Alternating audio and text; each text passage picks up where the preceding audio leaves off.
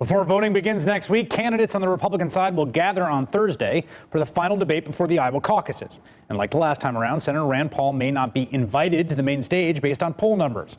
Kentucky senator got into this race with a vision to broaden the Republican Party's appeal, and he helped lead a bipartisan coalition that coalesced around criminal justice reform. So far, however, that hasn't seemed to catch fire, with the Republican base cheering on the authoritarian pronouncements of Donald Trump. I sat down with Paul and talked to him about criminal justice, what it means to be part of the Republican establishment, and whether that so-called establishment wants to stop the momentum of Ted Cruz. There may be some truth to it. I think also people see Ted Cruz and they worry about authenticity. And the question is, some people get annoyed if you're part of a group that say most Republicans were against Obamacare. And if Ted Cruz makes it out like, oh, the establishment, it's the reason we have Obamacare is because the establishment Republicans. So it's not an honest attack. It's sort of demagoguing something to make it out as if I'm the hero against Obamacare and every other Republican's really secretly for Obamacare. People don't like that because it's not true. And it's a way of using something not true to elevate yourself. So do you think he's an inauthentic demagogue? I think there are inauthenticities about him, is a better way to put it. For example, like on the NSA, he said he voted for a bill to curb the government's collection of all of our phone records. That you pushed for quite hard. Yep. But then when Rubio challenged him, he said, oh, no, I really voted for it because it allows the government now to collect 100% of your cell phone records. And my question is, he wants it both ways kind of thing. And that does concern me. On regime change, he kind of sounds like me sometimes on we shouldn't topple Assad and we have to be careful about invention. But then he says he's going to make the sand glow. And so a lot of us in the liberty movement are like, well, indiscriminate bombing or carpet bombing or making the sand glow, which sort of implies we're going to blow up the whole place. Yeah. Will that create more terrorists than it actually kills? He's a colleague of yours and you've worked with him, and there's this sort of raft of articles about basically people's contempt for the guy, how much they hate the guy. I mean, what is your feeling personally about Ted Cruz as a fellow human being and a colleague? I try to treat things a little bit differently. So if I go to the floor of the Senate, I've been there for 13 hours and not called anyone a name. Now, I might have in general said who was for this and who was that, but I don't call anyone specifically a liar or call them an individual name or impugn their motives. But I'm as hardcore as anybody else about calling out and saying what the facts are. Ted's made it very personal, and when he's made it very personal to call individuals liars, people don't like that, and people don't like making it real personal. It's okay for you and I to have an argument, but if I, call you a name or something, then it gets too personal. We can have all kind of disagreement until we make it really personal, and that makes it a bad situation to go to.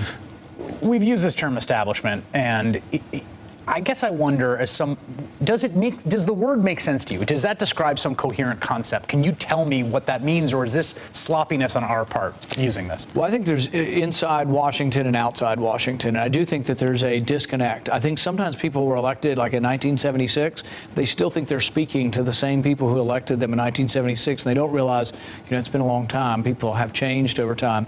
But also, like in Washington, for example, when we raised the debt ceiling an unspecified amount, and for the right, we gave more military spending. For the left, we gave more welfare spending. And we also took some of the money from Social Security. Nobody outside Washington is for that. And what I told them at 3 in the morning when I was standing up opposing this was, you know what? Drive outside the Beltway, stop at the first convenience store, talk to a Republican, Democrat, Independent, whoever's working at the convenience store, and ask them, is it a good idea to borrow? Is it a good idea to borrow more money? Right. And I think nobody thinks it's a good idea to keep borrowing money without any reforms. Okay, but then here's my question to you. In some ways, you have the best anti-establishment lineage of anyone. I mean, your father, in some ways, really kind of plowed this terrain of anti-establishment Republican. I mean, he took on the party and its positions. Did you end up getting your identity too enmeshed in the establishment? Has that been a problem for you? I don't think so, not really. I think what has made this race an unusual race is that it's been shaped a lot by celebrity. I don't think we've ever had a race where one candidate got 25 times what all the rest of the candidates got combined. And I think having celebrity in the race definitely has skewed the coverage of the race. And then I think we've been led by polls. I think the media early on said, oh, there's too many candidates. We couldn't possibly cover this many candidates. So we're going to cover whoever the polling tells us they should cover. The problem is that polling has been wildly erratic. And also, when the media made that decision to do it, they didn't know a lot about statistics or probability, and that polls have a margin of error, and the people within the margin essentially are equivalent. Particularly when you're down to 3 or 4%. I mean, you have these fine-grained distinctions. One of the things that you have worked on in the Senate is criminal justice reform. And you see, I was looking actually at gaps of Republicans and Democrats on a bunch of stuff. And one of the places where the gaps were narrowest on criminal justice reform, right? So it does seem there's some bipartisan help there. Tom Cotton just basically has come out against the bill that you've co-sponsored with Cory Booker, essentially saying we're going to let a lot of violent felons out in the streets. We're the party of law and order, and really channeling a kind of politics about law and order that was really the mainstream of both parties for a very long time, particularly the Republican Party. Does that still have teeth? You know, I think he's making a mistake here because I think the country's moving in the other direction.